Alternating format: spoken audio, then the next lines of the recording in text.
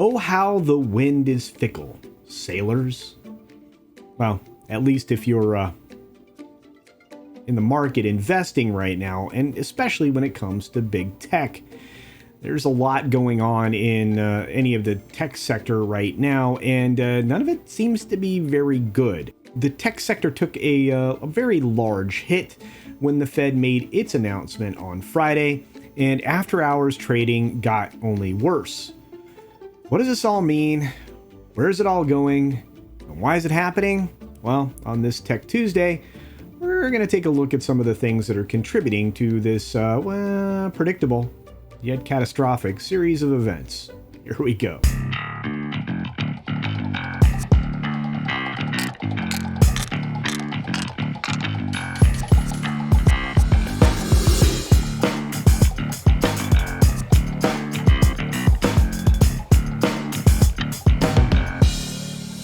Several articles have emerged over the last few days, or even prior to the announcement made by the Fed just Friday.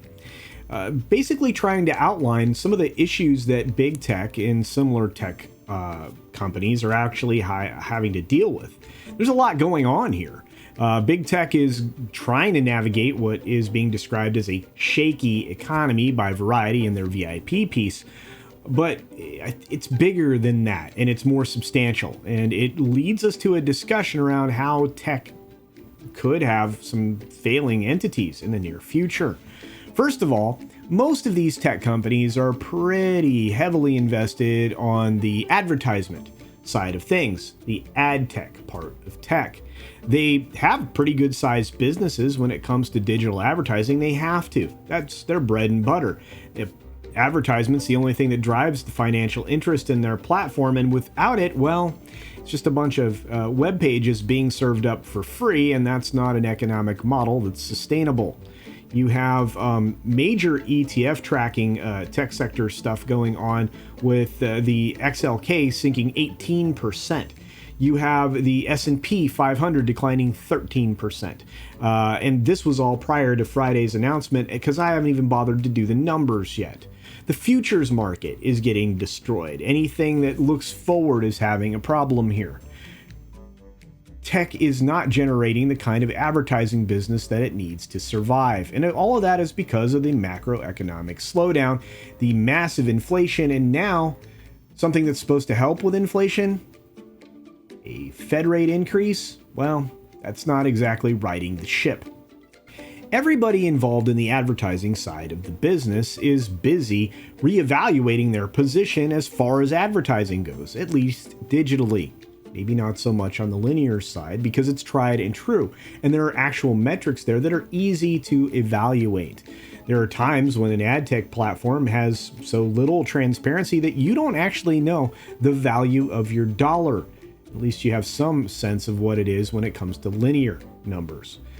Again, it comes down to ratings when it's about video streaming, and it comes down to actual value with you getting adequate presentations to actual human beings, which is why bots are so worrisome when it comes to Twitter and other entities.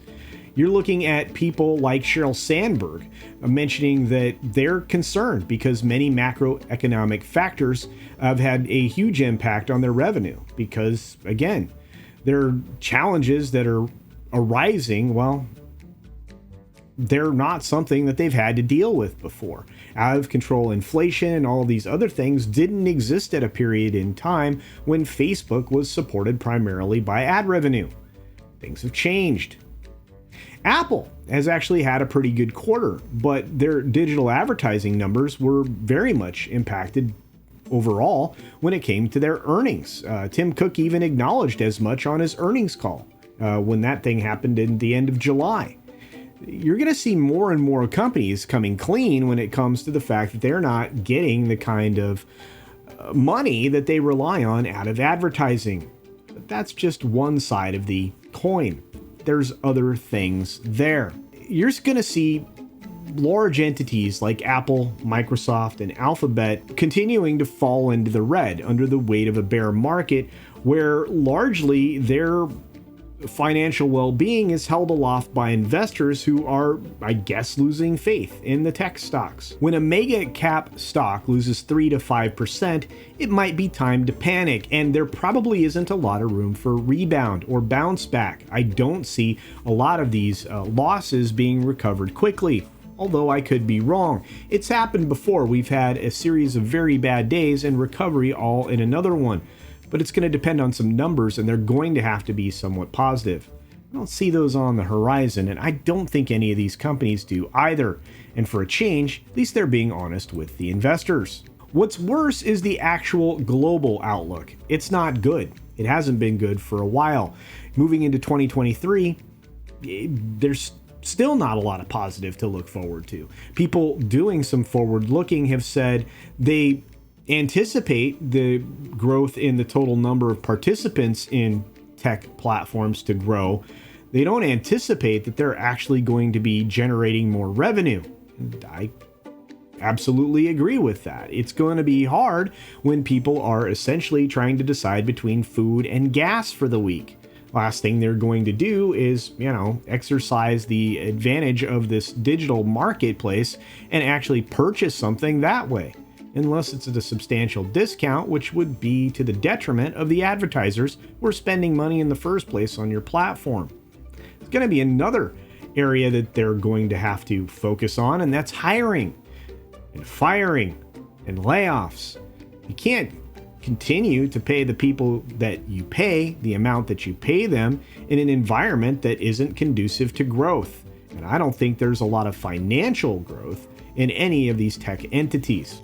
What's interesting is that all of these tech companies are saying exactly the same thing. We don't know. There's a lot of uncertainty. Again, being rather honest in a blunt way that, is kind of surprising. You have investment journals like the Investor's Business Daily that are essentially saying the futures market is a crapshoot right now, at least in a recent article. And it's hard to disagree with them. There's not a lot of room for growth in the advertisement sector if there's nobody buying anything. And that's the macroeconomic situation that most people are going to find themselves in. I'm not sure you bet on the right pony putting in this kind of governance here in this country and globally if you were trying to stay in business, because I have to say, there could be some more consolidation when it comes to tech companies just out of the sheer need to survive. Could be some that could disappear forever. I don't know. A lot of people will argue, well, we lost the buggy whip and carriage manufacturers. And that's true. But you know what? We may need them to come back, because it seems like there are certain parts of the country and globally where it's going to be impossible to even own a car in the future, let alone a horse, anything else. So ultimately, I guess what I'm trying to say today is that tech is in some big trouble. You still have some shiny, outliers out there, although they did take a pretty deep dive on Friday as well. Those would include Tesla, which after huge losses have almost had bounced back to the point that they were prior to the announcement of the intent to purchase Twitter. Well, that Twitter thing's about to go super sideways, because if you've been paying attention to that, well, Twitter's basically going to be caught up in the lie that they've been telling everybody when it comes to the amount of bots that they were suggesting that they did or did not have. It looks like Elon Musk is going to turn out to be right, as we expected, and either Twitter will sell for a lower price or won't sell at all and will be worth very, very little, considering, again, as an ad tech platform, they aren't going to have a lot to offer. I wonder why they're leaning into alternatives such as podcasts and things like that on their platform. Because they might see the writing on the wall. They need a different way to monetize because, some people aren't going to trust what they're doing. They might trust what you and I are doing, hence the podcast love. Ultimately, that's what I think is going to happen. I think a lot of these entities are going to pivot to something different that still resides within their platform, be it podcasts or similar. I think that might be the only way that they're going to survive, but I don't know everything. I don't even claim to know all of this. All I know is what I see, what I'm getting from all of these articles, and what I'm telling you. But what do you think? Do Do you think that big tech is in big trouble, especially since we're having, well, the kind of economic decline that I guess was oh so very predictable? Or do you think that it'll bounce back and recover and be just hunky-dory by the end of this quarter? I don't know. My guess is as good as yours, which is why I'm asking you. So utilize the content section down below, and hopefully we can have an exchange of ideas on this one as well. And again, I will say this: I'm no economic wizard, not an economist. So take what I say with a grain of salt and rely on it just as much as you would if it was coming from your neighbor or your grandmother. Be sure to support other independent creators here on the platform because they absolutely could use your support. There's really not a lot of people that are talking about these kinds of things, and the people that are just not getting the kinds of love that they deserve. So by commenting, sharing, subscribing, and caring, well, you can change the world for them and for me. And believe me, we all appreciate it. With that being said, be sure to take care of yourself, take care of others, wash your hands, of course, because it's good hygiene. And until next time, bye.